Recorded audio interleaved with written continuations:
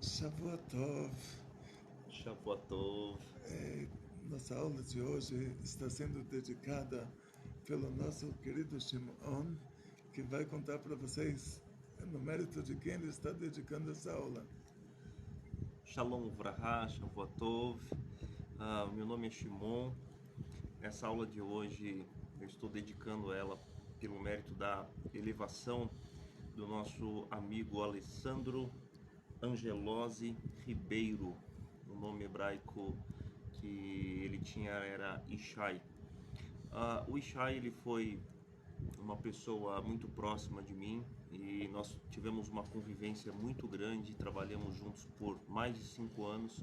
Ele era mais que um amigo, ele era como um irmão e infelizmente alguns meses atrás ele veio a falecer e nós tivemos a oportunidade recentemente de conhecer o Rabino Gloiber e Baruch Hashem. Por isso, hoje estamos aqui junto com ele, gravando essa aula. Então, pela elevação da alma do nosso querido Ishai, essa aula está sendo gravada e nós trouxemos aqui uma pergunta que está associada com um dos grandes anseios desse meu amigo, porque eu lembro que ele estudava muito esse assunto e por mais de uma vez ele trouxe uma mensagem para mim que ele acreditava que um dia ele teria a oportunidade de retificar a alma dele, quem sabe vir a esse mundo como um judeu. E aí eu sempre fiquei com isso na cabeça e ele veio a falecer e eu sonhei muito com ele e eu trouxe para o Rav aqui essa pergunta e eu vou compartilhar com todos vocês. Existe um conceito cabalístico explorado por Arizal que diz: existem almas que passam por diferentes ciclos de reencarnação para cumprir cada mitzvah e alcançar sua plenitude. Algumas almas podem precisar se unir a uma raiz específica, como o povo judeu, para completar essa correção. Outro conceito relevante aparece no Zohar, no Parashat Mishpatim 99b, onde se menciona que todas as almas estão destinadas a alcançar a iluminação divina e retornar à sua fonte espiritual.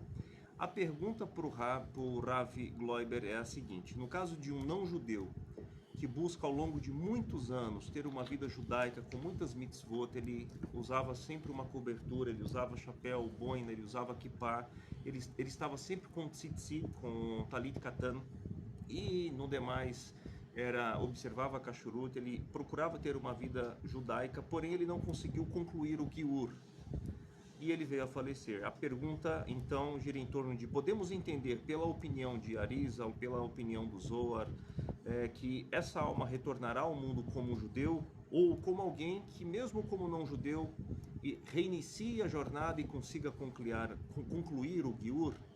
Agora é com o nosso Rav Gloiber. Eu vou então apresentar para vocês o filho do Shimon, o Shlomo. Shalom Uvracha, Bracha Vetzlacha, Oi, Shavuot Tov. Shabbat Mevorach. E agora nós vamos para o Arizal, Sha'ar Gilgulim, o portal das reencarnações do Arizal, que ele explica para a gente muitas coisas interessantes.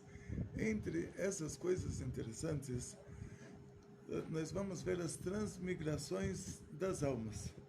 Vamos começar pelo Adão e Eva. Está escrito que Hashem criou uma pessoa, Hashem fez uma pessoa e Vaifach be'apav neshmat chaim. Ele soprou nas suas narinas uma alma vida. Diz o Zohar, Hashem não soprou nada. É uma linguagem, a Torá está querendo indicar para a gente alguma coisa. Por que Hashem não soprou nada? Porque no segundo mandamento está escrito que Hashem, Deus, ele está infinitamente acima dos conceitos, dos limites materiais. Quando uma pessoa sopra, diz o Zohar, ele sopra o que tem dentro. Quando uma pessoa coloca, ele coloca o que tem fora.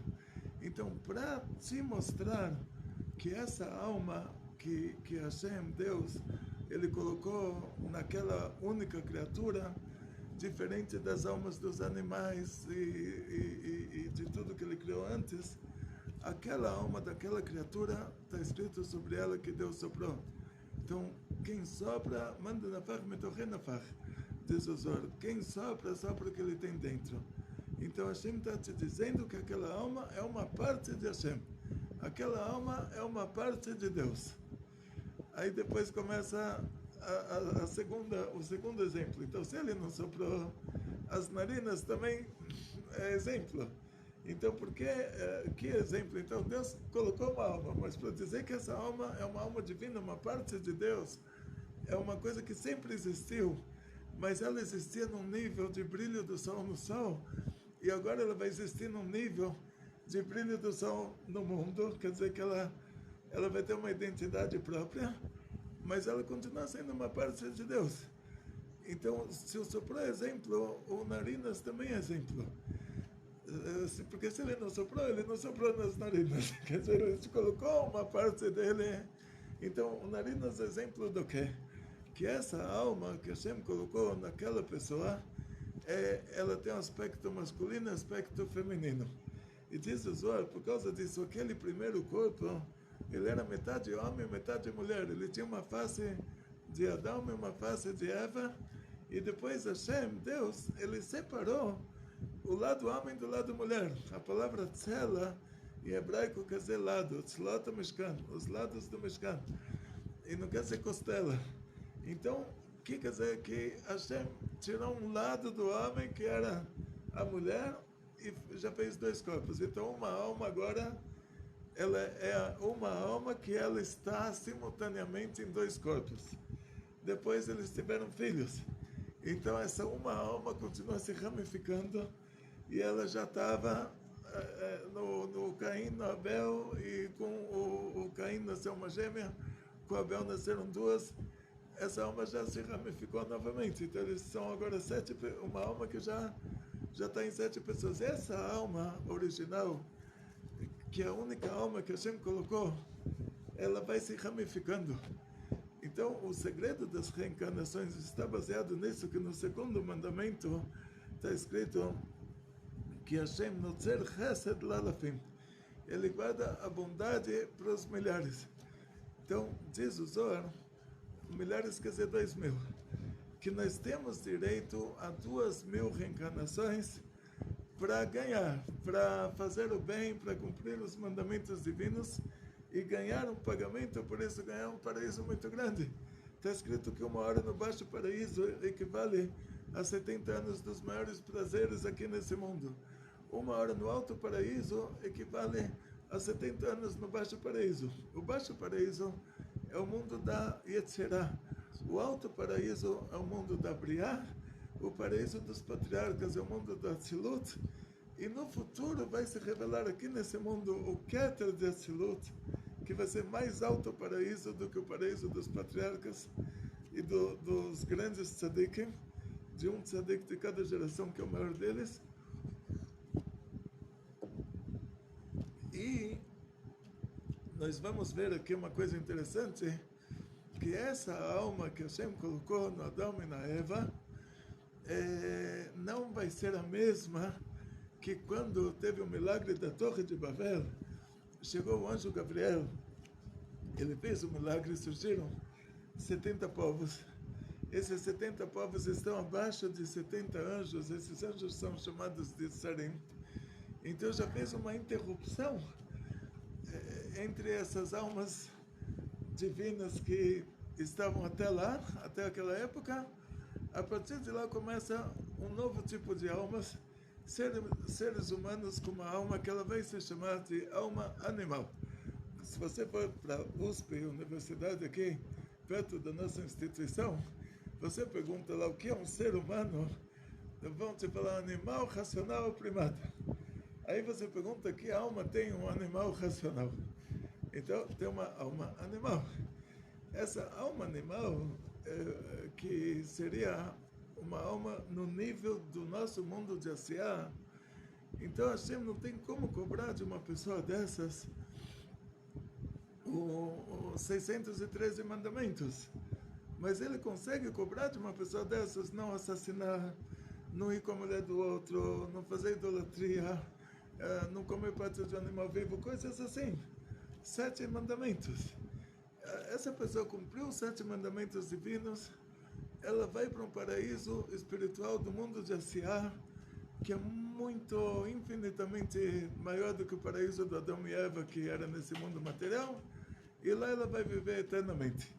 Não vai precisar ressuscitar, vai entrevistar essa pessoa lá, pergunta para ela, você quer estar num hotel de 5 estrelas nas Bahamas, ou você quer continuar nesse paraíso espiritual? Ele vai falar aqui, hotel de 5 estrelas e volta ao mundo no iate. Deus me livre, aqui está muito melhor. Mas, quando você conversa sobre o Brasil, e você fala, olha, essa pessoa que ele não era judeu, será que ele vai ter a oportunidade de ser judeu? Você está falando sobre um lugar indefinido. Os grandes tzadikim que viveram na Europa, como Dom Yitzhak Abarbanel, que ele viveu na Espanha 500 anos atrás, e ele saiu da Espanha com 600 mil judeus na época da Inquisição, ele escreveu um livro chamado Yeshuot Meshichor. Nesse livro, ele nos conta que os portugueses, os espanhóis e todos os europeus, eles são as tribos do Esav, as tribos do Esaú.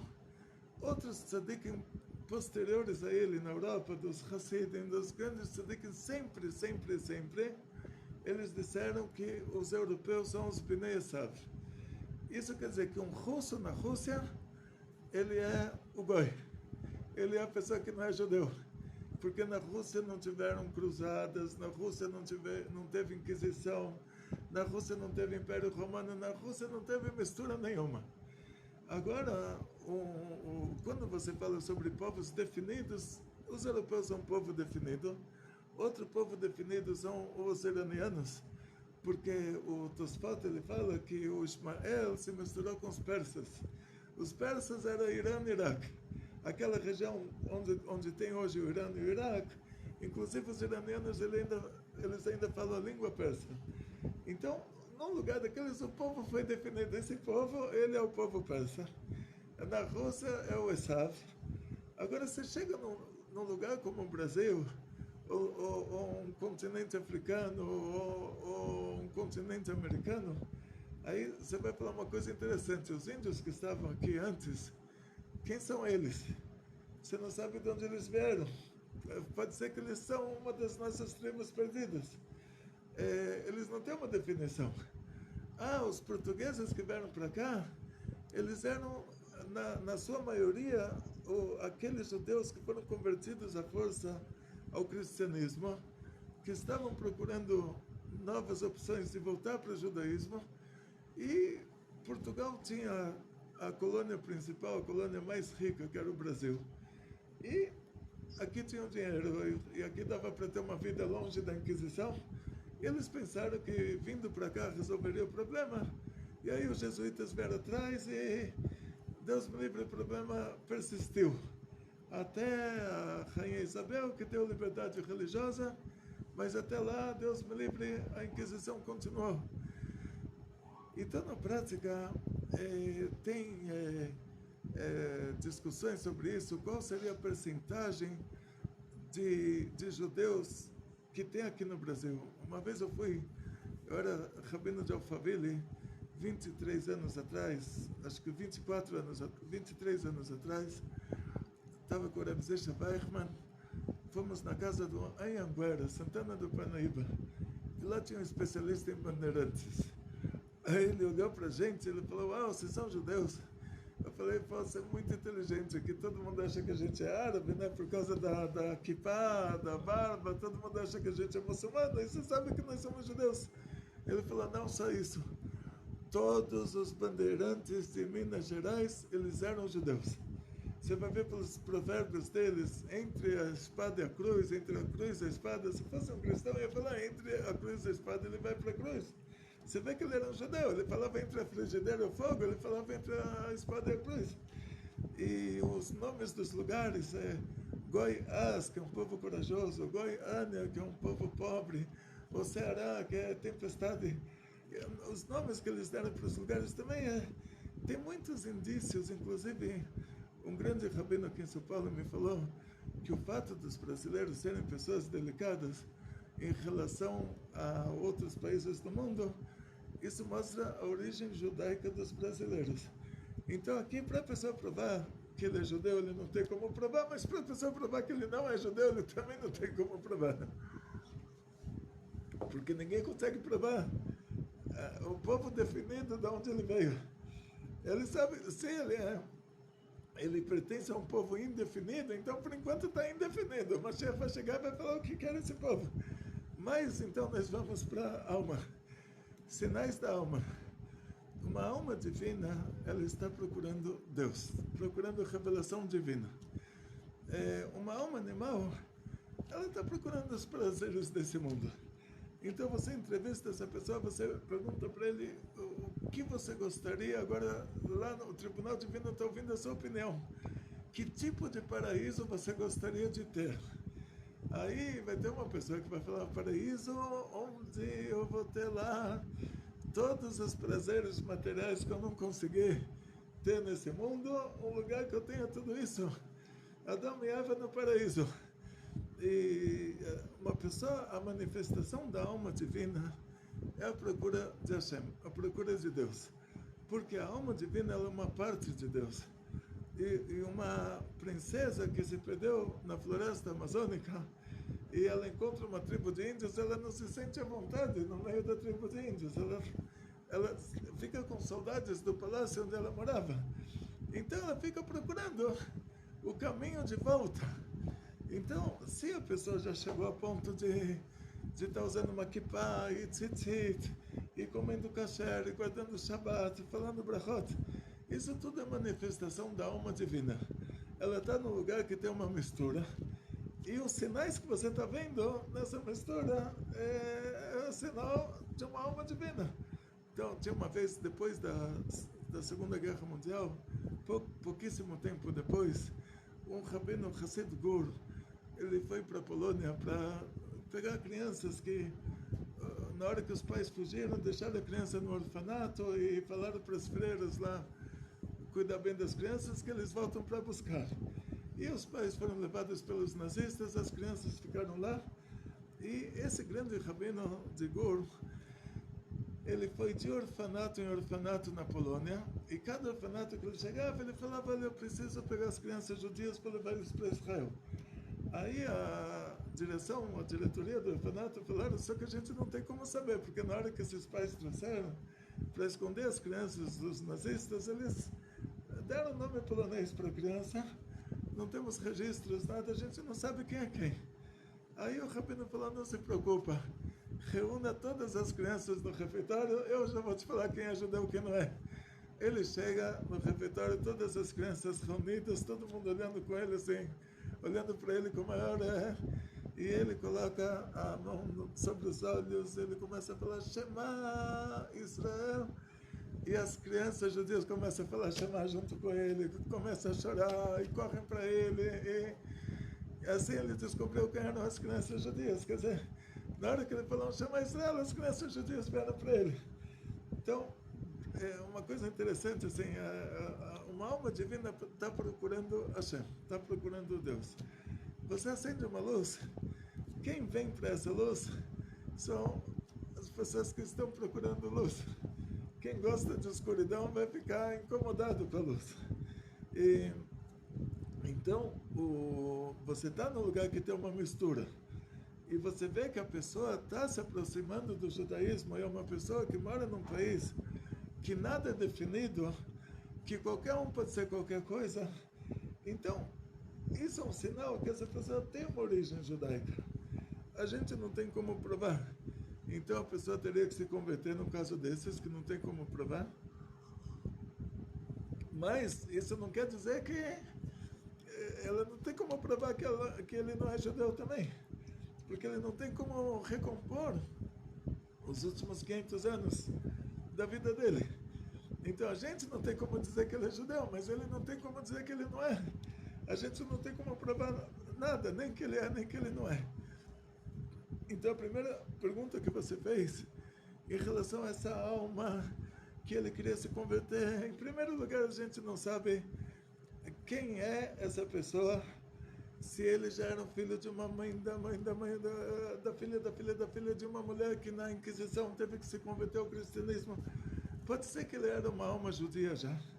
não tinha necessidade dele se converter, e ele passou pela a parte que ele precisava passar. E aí como funcionam as transmigrações das almas? Vamos pegar 3 extremos. O extremo de baixo, o extremo de cima e o extremo do meio.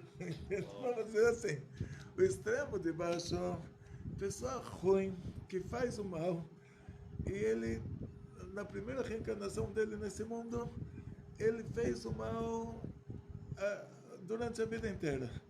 E foi orgulhoso do mal que ele fez e não se arrependeu. Ele tem direito a mais uma segunda reencarnação. Nessa segunda reencarnação, não só, aí ele já nasce com a inclinação do mal que ele fez na primeira, e para ele se controlar e consertar a primeira dessa forma. Mas aí ele foi atrás dessa inclinação e fez de novo tudo de ruim. Ele recebe uma terceira reencarnação. E nessa terceira reencarnação ele nasce com aquele caráter da primeira e da segunda para se controlar, para consertar. Ele também de novo fez tudo de ruim. Então essa pessoa é o extremo do mal. Para que isso tenha um conserto, para que essa conta não aumente, então na quarta reencarnação essa criança nasceu, não matou, não roubou, não foi com a mulher do outro, mas já nasce sofrendo. Vai ser a retificação das 3 reencarnações anteriores. Então, isso que está escrito, que Hashem ele vai cobrar até a terceira, quarta geração de quem fez o mal. E está escrito que os filhos não pagam pelo pecado dos pais. E Hashem não tem como mudar a essência dele. A sabedoria divina é a essência de Hashem. Hashem não tem como mudar a sabedoria dele próprio. Então, se ele determinou que o filho não paga pelo pecado dos pais, ele não vai cobrar até a segunda, terceira, até a terceira, quarta geração. Então quer dizer que isso é exemplo para alguma coisa. Como soprou é exemplo, isso aqui também é exemplo. Então, exemplo do quê? Que quando a pessoa vem para esse mundo, primeira reencarnação, não deu certo, ele se reencarna novamente. Quer dizer, ele foi uma pessoa ruim na primeira reencarnação. Ele fez o mal, ele estava orgulhoso de ter feito o mal, ele faria novamente, se reencarna novamente, mais uma chance. Nessa segunda chance, ele fez o mal, estava orgulhoso de ter feito o mal, faria novamente, se reencarna novamente. Na quarta reencarnação, Deus cobra dele, retifica ele 100%, zerou, aí sofreu tudo que tinha que sofrer, medida por medida, e para não aumentar essa conta. Agora vai ter outra contabilidade, que a pessoa é extremamente boa. Ele chegou à primeira reencarnação, ele fez o bem, mas aí ele está escrito, os dias da nossa vida são 70 anos, se formos muito fortes são 80 anos, e a média de vida em qualquer país é entre 70 e 80. Não tem uma média de vida de 100 anos. Então, essa pessoa é extremamente boa, está escrito sobre ele, Notzer Chesed Lalafim. Hashem ele guarda bondade para milhares são 2.000. Então ele tem direito a 2.000 reencarnações. Cada reencarnação ele vive 70 anos, quer dizer, o 2.000 é o direito que ele tem, ele pode fazer muito menos. Mas até ele completar todos os mandamentos divinos. E agora vai ter o extremo do meio, que são as pessoas mais ou menos. Ela fez o mal, mas sofreu. Então o esquema dela não é o esquema da quarta reencarnação, porque ela já consertou em uma o que ela fez de ruim, mas ela está fazendo também coisas boas. Então ela volta. Quando ela volta de novo, ela faz coisas boas, coisas ruins e sofre. Então ela consertou as coisas ruins por meio do sofrimento e fez as coisas boas. Ela também entra no esquema das 2.000 reencarnações. E cada reencarnação, as coisas ruins que ela faz, ela sofre naquela própria reencarnação e já conserta ela mesma, não precisa se reencarnar para sofrer. Então esse é o esquema do meio no qual todos nós nos encontramos. Nós fazemos coisas boas, fazemos coisas ruins, sofremos por causa das coisas ruins que fazemos. Nós somos julgados de acordo com a consciência que a gente teve em fazer essas coisas ruins. Diz o Rambam, tem uma alahá na Torá, Tinok Sheneshba Ben Hakum, um nenê que ele foi sequestrado entre os idólatras. E esses idólatras, eles ensinaram esse nenê judeu a fazer idolatria. Ele rezou na igreja a vida inteira. Chega lá em cima, ele não vai ser acusado de ter feito idolatria. Ele é inocente, ele teve educação errada. Então ele fez isso inconscientemente.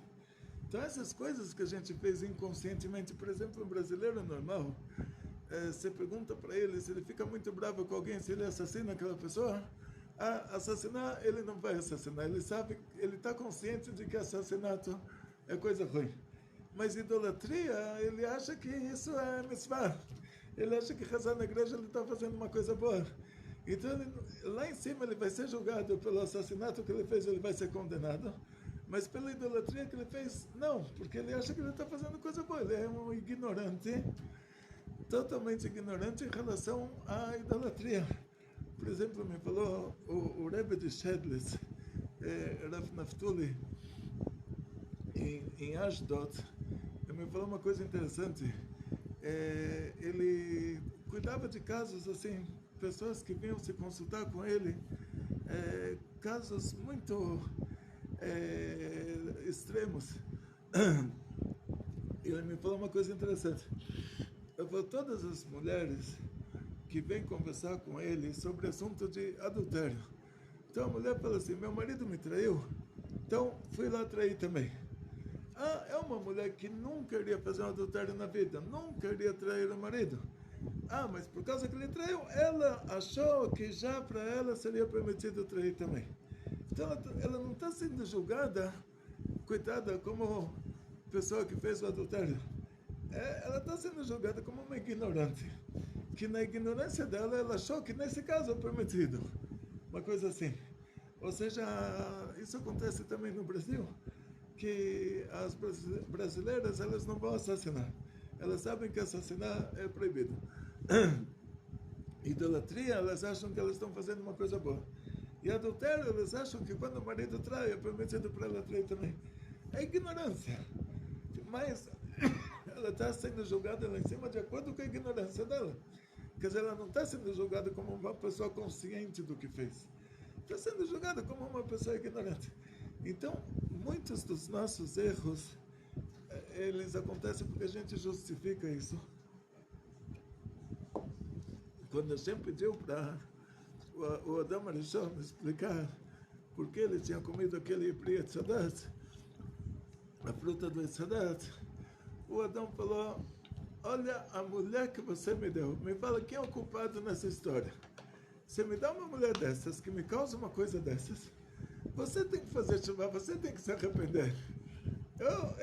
Eu sou vítima. Eu sou vítima. Você que me causou tudo isso. Você tem que fazer chuva. Você tem que se arrepender. Quer dizer, você me apronta uma dessas e ainda você quer que eu faça chuva.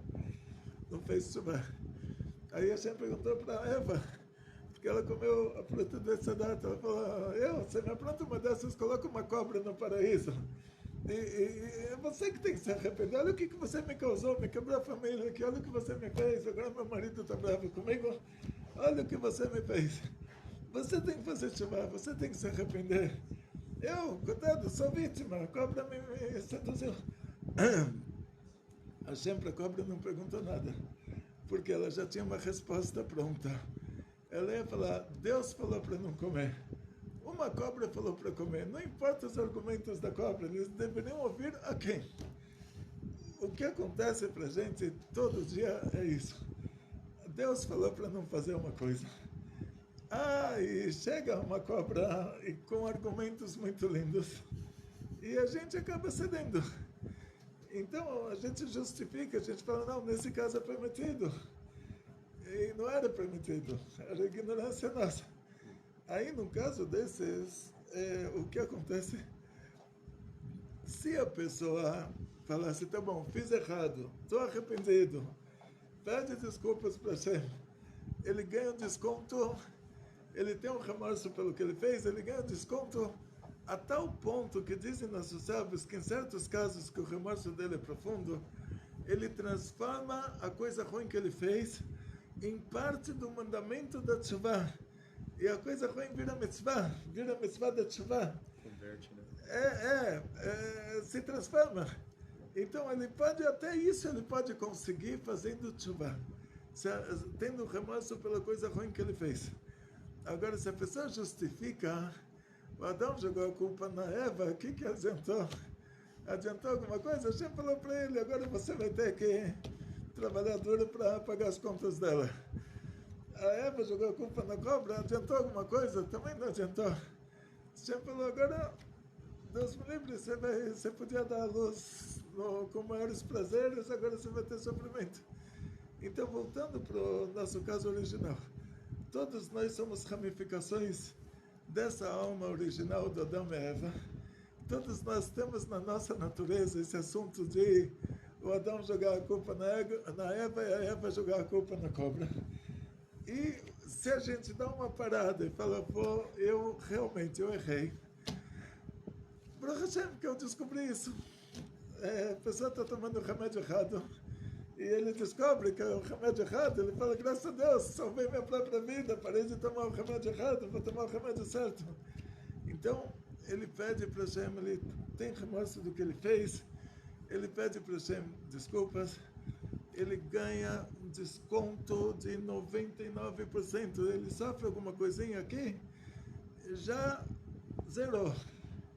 Agora o problema é quando ele fala, não, eu sou 100%, quem tem que fazer tshuva é Hashem. Ele fala, Hashem, olha, ele justifica, ele fala, eu fiz isso por causa disso, e aquilo por causa daquilo, e aquilo outro por causa daquilo outro, e ele faz as contas com Hashem, olha, você me colocou numa situação dessas, eu reagi assim, tá vendo, vai fazer tshuva, você é culpado, você me colocou numa situação assim, olha o que você me causou. Então, assim, nós estamos nessa média que a gente faz coisas boas e coisas ruins. As coisas ruins que a gente fez tshuva, nós apagamos. Ganhamos descontos, ou essa coisa ruim vira uma mitzvah, ou ganhamos desconto na retificação por ela, e a coisa boa que a gente fez, ela é eterna. Então a gente continua se reencarnando até já ter cumprido, desvalorizar todos os mandamentos divinos. Aí a gente não precisa se reencarnar mais. Agora, tem casos específicos de grandes tzadikim que eles se reencarnaram para ajudar outras pessoas. Isso existe também. Mas o motivo da reencarnação diz uma coisa muito interessante. Aqui nesse mundo nós temos 5 sentidos. Ou seja, você vai beber, hoje é Yutzfat, Fabringer. Então tem coisas assim mais sérias, tem Lechaim também. Então, Lechaim, daqui a pouquinho. Então, nós temos 5 sentidos. Nós conseguimos usufruir desse mundo por meio desses 5 sentidos. Então você fez a viagem dos seus sonhos. Você chegou numa ilha na Polinésia, uma daquelas ilhas paradisíacas. E você comeu uma fruta que você nunca viu uma fruta dessas. E você sentiu lá flores com cheiros, aromas assim que você nunca viu antes. Você vê lá coisas muito lindas. Então você tem 5 sentidos. Você ouve, você sente o cheiro, você apalpa, você sente o gosto. Lá no paraíso, 1 hora no paraíso é como 70 anos dos maiores prazeres aqui nesse mundo. Então, você precisa, para o baixo paraíso ainda, você precisa ter 613 sentidos. E diz o Arizal, por causa que você precisa ter 613 sentidos, Hashem te deu 613 mitzvot. Cada um desses mandamentos faz com que a sua alma agora desenvolva a capacidade de usufruir de um desses assuntos do Gan Eden. Então, a divisão do corpo humano, anatomia, de acordo com a Torá, Ramah Hevarim Veshisah Gedim. Ou seja, o que a Torá considera órgãos são 248 partes do nosso corpo. O que a Torá considera tendões são 365 partes do nosso corpo. Então, o nosso corpo, pela Torá, é dividido em 613. A nossa alma, para ela se revelar dentro do nosso corpo, ela tem que ter 613 ramificações, a própria alma. Então ela tem a força da visão, ela tem a força da audição, e ela precisa de um receptáculo para cada uma dessas capacidades. A partir do primeiro Tzimtzum, começa um paralelismo entre luzes e receptáculos. Luzes vão ser as almas, no nosso caso.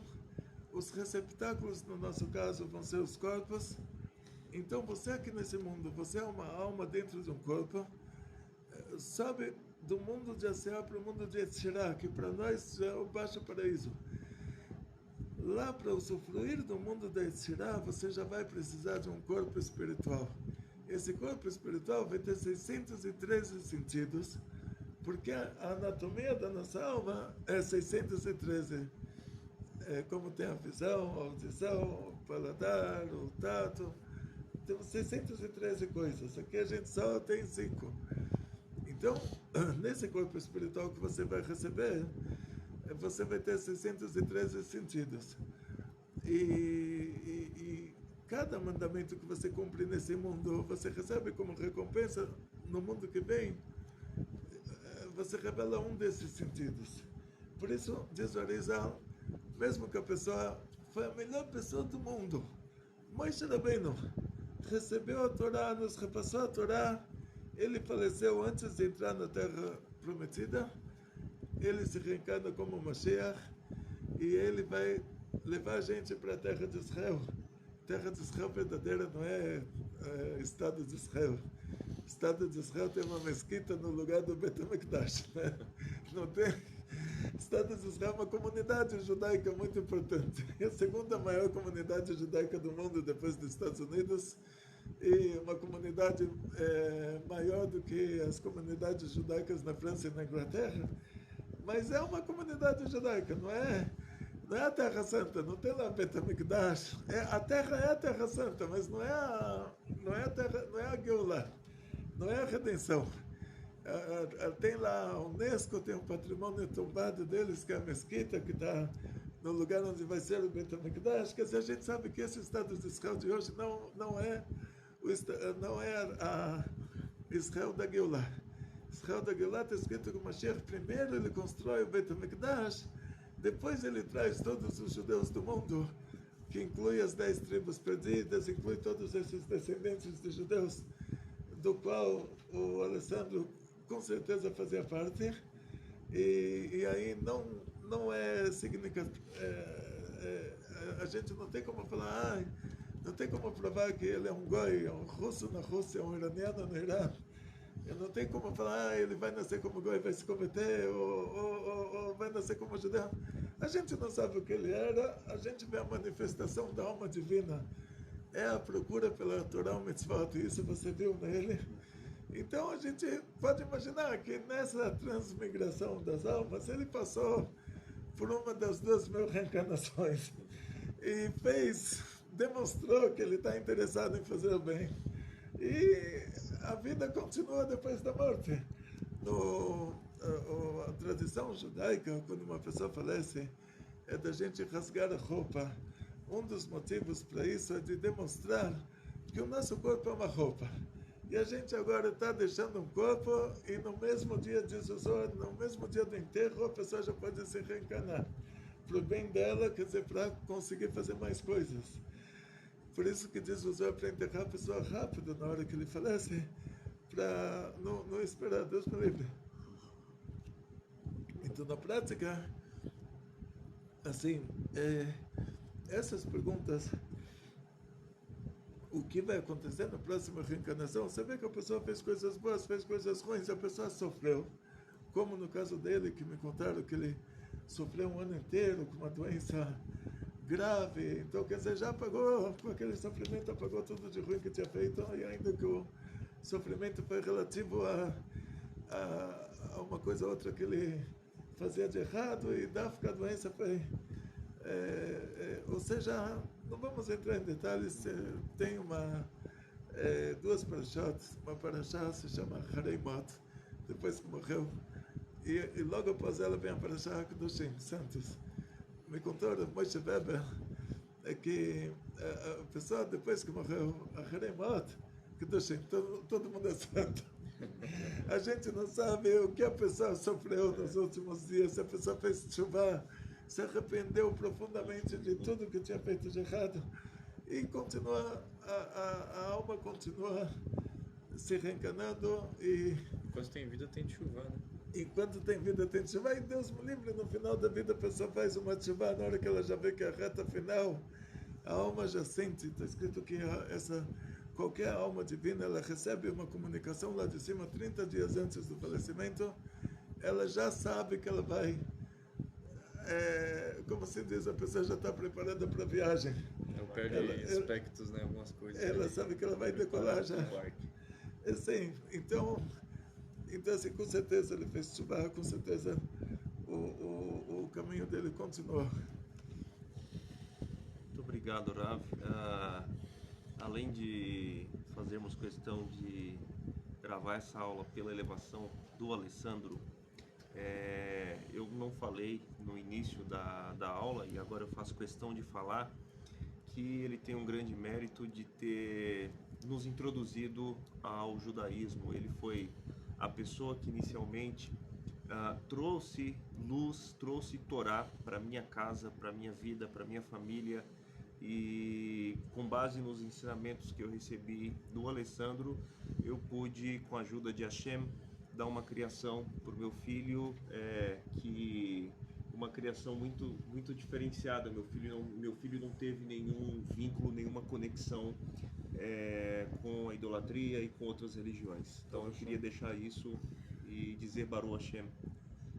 Baruch Hashem, mas você, Shlomo? Foi uma pessoa muito importante na nossa vida. Eu tenho poucas lembranças, mas as poucas são sempre muito boas. Não em relação a coisas da visão, mas sempre de ter bons sentimentos. Ele não só trouxe Torá para nossa casa, mas também trouxe muita alegria, muita paz. E todas as mitzvot que nós fizermos a partir de hoje, né? E sempre a gente quer colocar uma kavaná pela elevação da alma dele, para ajudar de alguma maneira, para retribuir, né? Tanto que ele ajudou a gente também. Então, Baruch Hashem, a gente teve a oportunidade de dedicar uma aula e a gente, Bezrat Hashem, vai dedicar muita coisa ainda em relação a isso. Opa, muito obrigado, querida família. Muito obrigado. E como se diz assim, ainda hoje que é Yud Shvat, que é um dia especial, hoje é o dia que o Rebbe de Lubavitch se tornou Rebbe. Em 1950, o Rebbe anterior de Lubavitch, ele tinha sobrevivido já, vou contar uma história, então, tinha sobrevivido a União Soviética, tinha sobrevivido o nazismo. Em 1950 ele faleceu. Vou contar uma história para vocês, uma história muito interessante. O Rebbe, na Rússia, o Rebbe anterior, o Rebbe Yosef Yitzhak de Lubavitch, ele se dedicou totalmente à divulgação do judaísmo numa época em que os comunistas russos, eles proibiram a prática da religião. Então, o que aconteceu? Depois do Lenin, tinha um Trotsky. Trotsky estava candidato a substituir o Lenin. Esse Trotsky, ele era um judeu, e as comunidades judaicas da Rússia se entusiasmaram com o comunismo, e eles criaram uma estrutura de judeus antirreligiosos, e eles participavam do governo, da polícia, e eles eram encarregados em descobrir judeus que praticavam a religião judaica, para, Deus me livre, mandar eles para a Sibéria e lá nos campos de trabalho forçado. Era uma tragédia muito grande isso. E o Rebbe anterior, ele foi levado para a prisão por meio dessa Yevsketsia, que era esse grupo de judeus antirreligiosos que participava da polícia e do governo. Eles tinham um jornal, o jornal deles chamava Emes Verdade. O jornal dos comunistas era o Pravda, Verdade em russo, o deles era Emes Verdade em hebraico, ainda com a Varashka Nazit, né?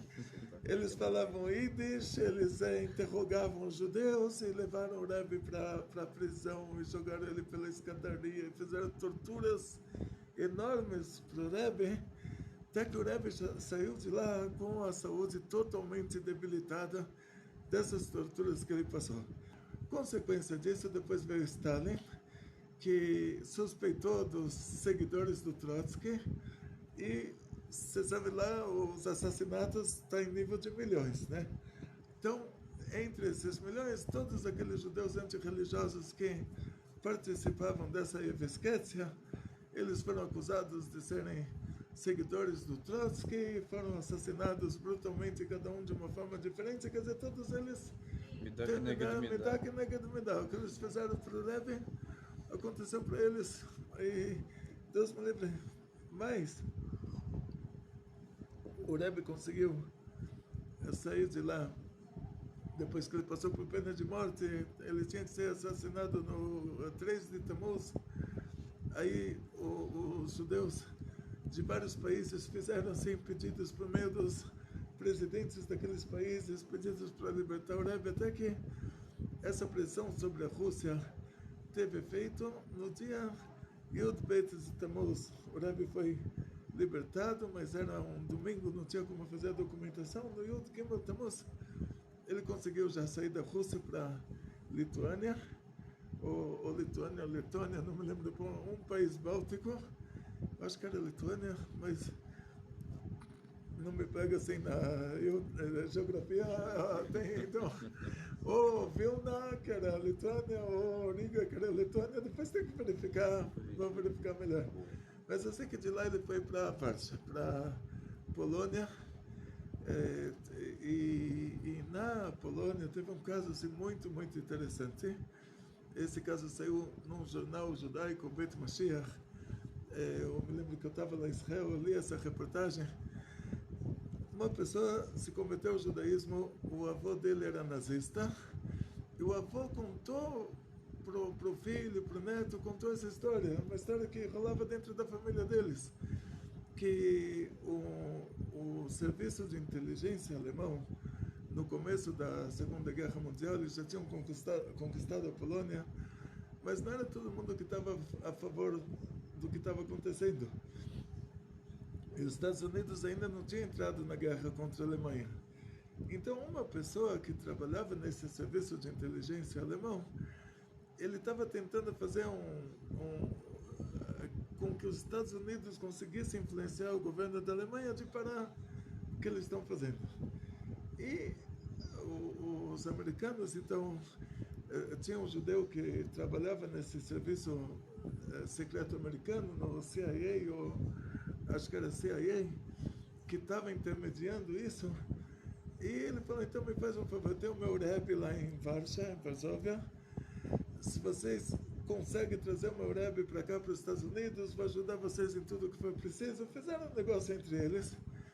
E essa pessoa que está contando a história para o neto dele, ele era um soldado alemão da Primeira Guerra Mundial, tinha muitas condecorações, muitas medalhas, e ele foi chamado pelo serviço de inteligência alemão para ir para a Polônia, para Varsóvia, para pegar o Rebbe anterior com a família dele, trazer para Hamburgo, de lá mandar para os Estados Unidos.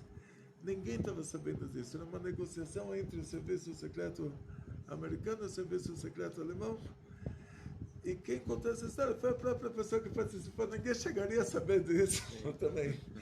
Então, o que aconteceu, essa pessoa contou para a família que nesse dia que ele foi chamado, o serviço secreto alemão deu para ele um caminhão com soldados nazistas, né, e ele foi lá com o uniforme nazista dele, mas com as medalhas da Primeira Guerra Mundial, ele colocou todas assim para ter moral, que ele sabia que ele ia passar uns perrengues.